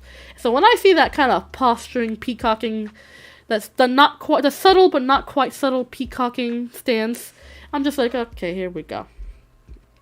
I'd rather people just come up and talk. If you're gonna come up and talk to me, I rather you just do so in the most natural way, cause like, I'm not gonna fall for any crappy pickup lines, but I'm just gonna let you know, you give me a compliment, I'm taking it. Have you picked up on mine yet? Of course. I need to hang out with you a lot more to be able to really, really, really get into the finer details of your body language. But I know some of yours, some of your quirks. Peacocking, yeah, like that very subtle, look how ripped I am, or look at my expensive or nice clothing, or, you know, look at my, you know, how my body type is kind of thing. Like, when I say open chest, I mean like the chest is facing the person in question that you're talking to with no interruptions, like your arms are not across your chest, or you're not holding like your drink directly across your chest. You know, it's kind of like that look at me, I'm confident, and I'm expressing that through my physical body language kind of thing. You know, like they always used to tell you, if you want to look confident, you have your back straight, your chest puffed up, your head tilted up. You know, like, it's kind of like incorporating some of those into, like exposing, like, showing off your confidence. Because, you know, a lot of guys are like, oh, women like a confident man, so you have to appear confident that way. And a lot of it's very, like, subconscious. You know, you want to impress somebody. You know, you have a different way of standing, a different way of moving, a different way of talking, you know? Like, if you want to go to, like, a job interview, you're not going to just swagger in there with your shoulders slumped and your head kind of lolled off. You know, you're not going to talk to them like, hey, yo, G, what's up? You know, you're not going to do that. You're going to stand up straight. Because you know this because you're taught this from a young age. So you go to a job interview, you're going to stand up straight, you're going to have a prim and proper, you know, stance, but you have a confidence, so your head is held up. You have a nice, you don't have like a goofy smile, you have a nice professional, tailored smile on your face. You know? You go up to somebody, you're not going to give them a high five or a dap or whatever. You're going to be like, hey, what's up? You know, you're not going to do that. You're going to be like, hello, sir or madam, how are you doing today? Nice firm handshake. A nice firm professional handshake. You know, that's sort of behavior that you're kind of taught, but you do it like a second nature as you do it. You know, it's kind of like, you know what I mean? It's like the thing that you do on instinct or subconsciously because you know how to present yourself in a certain situation. You know, you're going to go to a job interview, you're going to look prim and proper, you're going to stand up straighter, you know, back, shoulders back, chest up, chin high, you know, exuding that kind of confidence. Flirting and trying to pick up people in a bar is the exact same way, you know? Women do it too. You know, we puff up our chest a bit more. Women can walk with a little bit more of they want that sexy confidence. They walk with a bit more of a switch to their step. Longer strides, but like shorter distance between feet, which is kind of weird, like a model's walk, where it's like almost one foot in front of the other kind of thing, but with longer strides. A more delicate moving of the hands, head tilts. If you have particularly long hair, you brush your hair back a lot. You know, you come off as coy or sweet. Or you like fling it back to show that you're confident and sassy. You know, women will tend to stand if they slouch over, like leaning on a countertop. They'll sit with their back arched a bit, chest up, back arched a bit. Buttocks taut to them in the air to show off a figure. If they do the hip switch where they turn to face you, they'll still stand like almost like straighter, shoulders back, you know, their head held high, confident, dazzling smile. Or if they try to come off as coy, they'll hold like their drink or their bag more in front of their torso and brush their hair back behind their ears and doing gentler smiles or softer smiles. Sometimes batting their lashes subconsciously, like, oh, I'm so pretty. Oh. It really is all behavioral. It is so, like, I think I would have become a sociologist if I didn't get into, like, the more creative aspect of career, like baking or art. That's too bad. I'm confident, but I still don't care enough to try and impress a girl. I got too much stuff to take care of. See, exactly. You know, but for people who who go to like places like that, clubs and bars and stuff, with the intention of attracting another person, that's kind of a subconscious thing. Like you have to show that you're confident or show that you're sweet, depending on the situation. You know, you don't want to come off as too assertive, so you know you have to reel that back a bit. You know, it's all subconscious. Your body kind of does it on its own because of your own intention. So it's just like, yeah, because this is what we're kind of like programmed to do. Like, you know, the art of flirting, you figure it out, or you learn from it from media or other people and stuff like that. It's so weird. I think at this point it's an autism thing, because I notice way too much about how people's bodies react to certain social situations. It's so weird. It's so weird. On that crab walking, bone cracking, stiff posture to flirt. Jesus, Wasabi, I would love to watch you flirt with another person at sometime. That would be entertaining to watch. If that's how you flirt, I would want to see how well that works out. Welcome back to the K Morning Talk Show. We come live to K teaching how to talk to girls. Talk to girls as you would talk to your homies, but in a much gentler way. Alright? Be honest, be candid. Don't be a dick. You know? Because, you know, you can be dickish to your friends and they know that you're just joking around. Be dickish to a girl and they'll take it personally. Don't be a dick. You know? Nope, don't be passive aggressive because that shit's annoying. You know? It's not hard to talk to a person. Like, just talk to a person like you would... Just talk to a woman like you would talk to any other person. Because at the end of the day, we're all people. We just want to be talked to like an equal, not an object. You know? Yes. And don't try to just get into a woman's pants. Unless you're both mutually, you know, benefiting from that. Like, oh, you made it clear that's exactly what you just want. Then yeah, okay, fine. But oftentimes... women especially want to build connections. Women, I'm not saying all women, because not all women do this. Like, just like all men don't do this. Women want to build connections. Those who tend to want to date or whatever, because not everyone wants to date. Let's just be fair. People just tend to go to places to hook up or whatever. And that's perfectly fine. As long as you're being responsible, that's perfectly fine. Who cares? You know, as long as you're consenting adults and you're responsible, who cares? But, you know, people who go out to these places to meet new people, to date, or to have friends, you don't want to just come off with the intention of, hey, I'm just going to screw you and go. No, you talk to a girl. Fellas, if you're straight or bi and you want to talk to girls, just talk to a girl like you would talk to a normal friend, you know? Talk to them like a person, because we're people at the end of the day, and a lot of guys, when thinking with their dicks, let's just be honest, tend to forget that, and they're just going after the conquest. They go for the destination instead of the journey, you know what I mean? You know, some people who do want to have relationships also kind of make the same mistake of, hey, this is my intention of talking to you, blah, blah, blah, and sometimes they come out strongly, sometimes it works out. It is really a balancing act, you know? Also, there are a lot of those guys who do that sort of thing and then they feel entitled to a relationship, like, oh, I just wasted my time talking to you, and you don't want to date me or go out with me or whatever. This was a waste of time. Fuck you. Like, no, don't do that. Don't do that. If a girl's not interested, if she shows she's not interested, or, you know, she says that she's not interested, just respect it. You didn't waste your time. It's only a waste of time if your whole goal was to get laid and you decided to talk to this person in order to get laid and they're not into it. Like, that's a waste of time because you want to get laid. Find somebody who is looking for the same goal as you at that location, alright?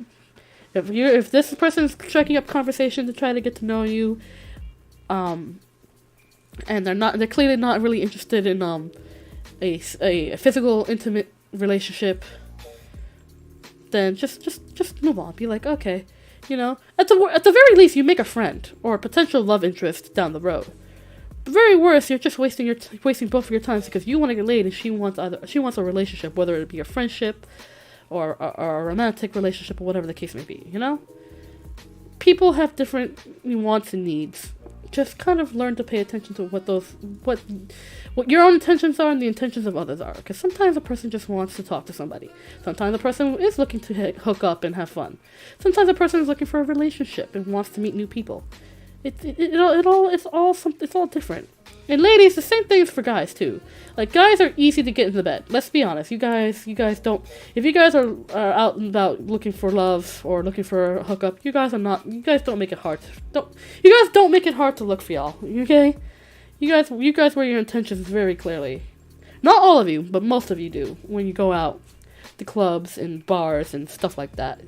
It's very obvious what you're trying to do. But girls, there's also guys out there who don't want to get laid, and they want to just have a conversation. Try to respect that as well.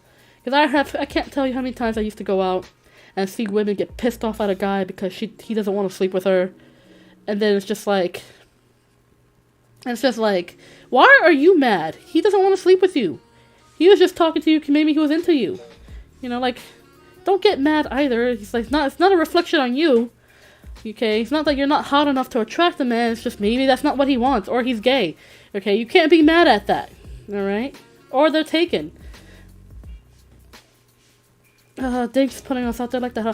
Oh no, I'm going for both. I'm going for both throats, okay? Men and women, because women are just as guilty as doing this crap than men are, and it's not. It's just as bad because it's like, yeah, not every man wants to hook up, so stop trying to seduce him. If he says no, it's no. All right. I can't tell you how many times I see girls trying to be pushy about getting into bed with a hot dude, and he says no. You know, I'm like, girls aren't any better. Girls really aren't any better. Like. Do better, ladies. Do better, gentlemen. Do better, both, everybody. It's not, ugh. It's icky. It's just as icky when women do it, okay? It's just as icky when women do it. Like, but, yeah. It is it's all body language. Just need a rising storm too, yeah, is that too much to ask for? No. I'm pretty sure you'll find someone who will play it, or if you do end up getting a partner who wants to learn how to play because they care about you enough to want to learn your interests, you never know. You never know. I wish you all the luck in that endeavor, though, Wasabi. You are an awesome fella. I think you will find a lovely partner one day who will make you happy and will game with you. I am putting that on the universe. You will get that lovely partner of yours. And I hope that you have all the happiness in the world. You putting that energy out there for Wasabi, because Wasabi is actually pretty awesome. Wasabi has been here for almost every stream, and they are an awesome floofle, and they are wonderful. They are awesome. Can a red orchestra girl and rising storm boy really get me? You never know. You never know. Sometimes the strangest pairing makes the best couples. You know. You never know. You never know. I hope that you find someone who loves and appreciates you as much as we all do. You're a wonderful, wonderful floofle, and you're a wonderful person, and I think you're really great. So you will find someone, Wasabi, who can appreciate and love you as much as we all do, because you're super awesome. You're super awesome. You are super awesome. But it is almost that time. I don't want to leave. I'm having so much fun with you all. I almost don't want to leave. I'm having so much fun with you all. I have all the energy in the world now because I had a nice big old cup of coffee that I'm still sipping at. But yes, I will be putting up the schedule later, hopefully, maybe. Percy, if you're still here, we'll have to work on we have to work on the schedule together. Percy always helps me with the schedule. She's a lovely, lovely, lovely, lovely, lovely person. Her husband helping me with my schedules and arts and stuff. Whenever I don't make a thumbnail, she makes one for me, and she's lovely. She's wonderful. And all the love to Persephone, who helps me with my arts and stuff. I love her. She's wonderful. Now I'll just be one of the celibate monks. Whatever makes you happy. Listen, Wasabi, all I want at the end of the day, and not just for you, but also for all my floofles and friends, to be happy. I want you to be happy. At the end of the day, I feel like my life's mission is complete when I know that you guys are happy and taking good care of yourselves. I thought there was no one for me, so I gave up on love and put school work ahead of everything else. I can understand that. I was the same way. I didn't really get into relationships until late into my adolescence because I was very much school and work focused. I didn't really care about having an intimate relationship, you know? Nowadays I do. I would love to have like intimate relationships, but I don't know. Whether or not I meet the right persons, who knows? Who knows? I am also, it's also different because I'm polyamorous. I like the idea of having more than one romantic partner, because I feel like humans aren't meant to just be, not all humans, some humans, yes. Not all humans are meant to be monogamous. And I feel like monogamy is what kills love and romance. And I feel like I want to be able to have partners that I can be with, that would love me and support me as much as I would love and support them and each other. And I don't know. Maybe it's controversial to talk about, but that's how I feel. I would love to have some loving partners. Be able to support each other, care about each other. It'd be lovely. Mm-hmm. Tonsure and all in Siberia. You want to be a monk in, in Siberia? Can you be a monk in Siberia? Isn't it like too cold? I think maybe like in China or Tibet or something. But Siberia? I don't know about that. I don't know about that. I don't know about that one, Chief. I don't know about that one. But yeah. Today I was very chatty today, huh? Rasputin was, and now look how he ended up. Yeah, look how he ended up. Something to consider. Something to consider. Anyway, I ended up talking a whole bunch for 2 hours. How did that happen? How did that happen? I almost never get to talk this much. I guess today's gonna be a good day. Today's gonna be a good day. I feel it. I feel it. I feel it in my tail. It's gonna be a good day. Yeah. So tomorrow, I don't know if we're going to be doing the normal story time or if we're going to be doing something different. I will have some confirmation by tonight to know for sure, because I have my lovely friend Regan wanted to do something tomorrow. I'm not sure if we'll be able to, considering their schedule. So I want to make sure beforehand. So I'm not making any kind of promises for tomorrow. Tomorrow might just be a normal story time.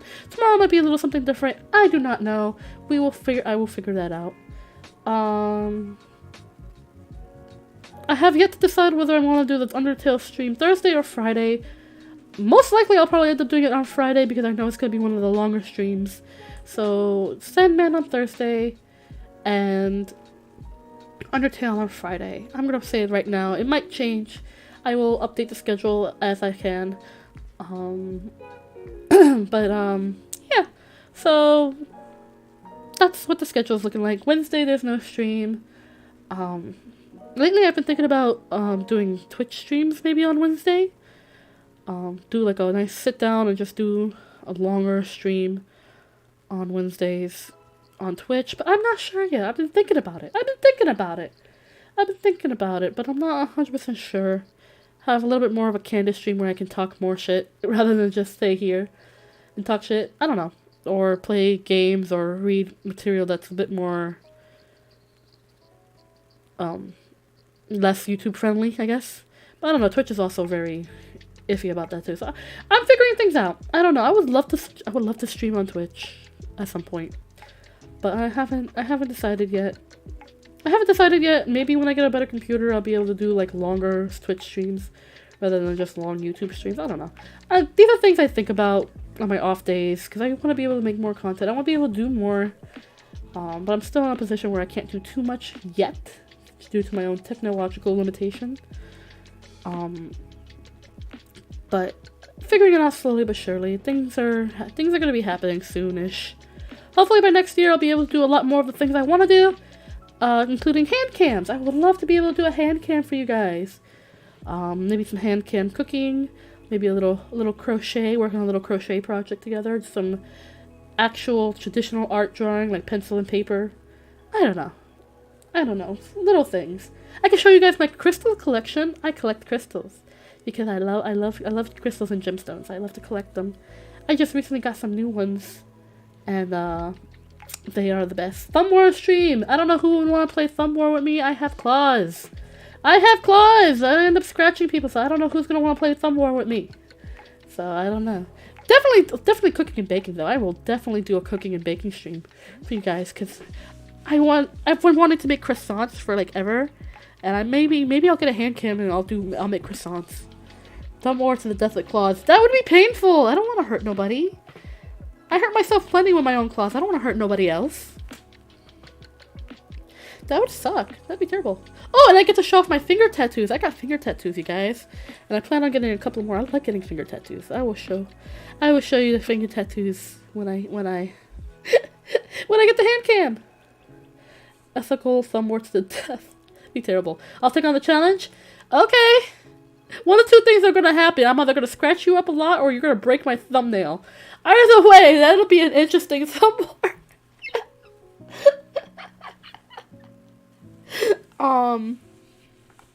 But yeah, I'll get to show off my finger tattoos. I got finger tattoos. So you guys get to see those. I don't mind showing those off. I like my finger tattoos. I like to show those off anytime I can.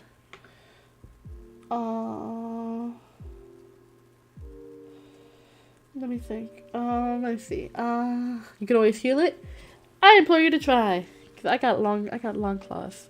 I'll probably end up trimming them if that's the case. I don't want to hurt nobody.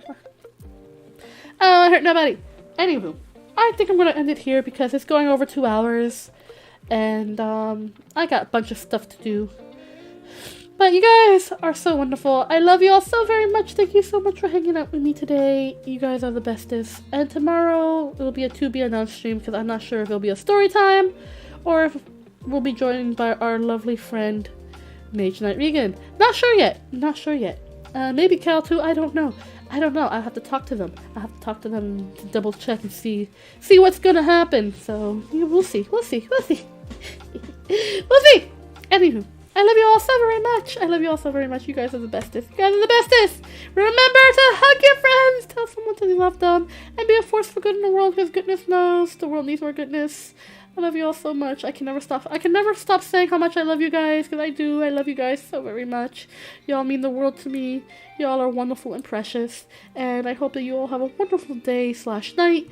And have a wonderful, wonderful, wonderful time doing what you guys do. And take good care of yourselves. And I love you all so very much. And I shall see you tomorrow for the whatever stream that we're doing. I love you guys.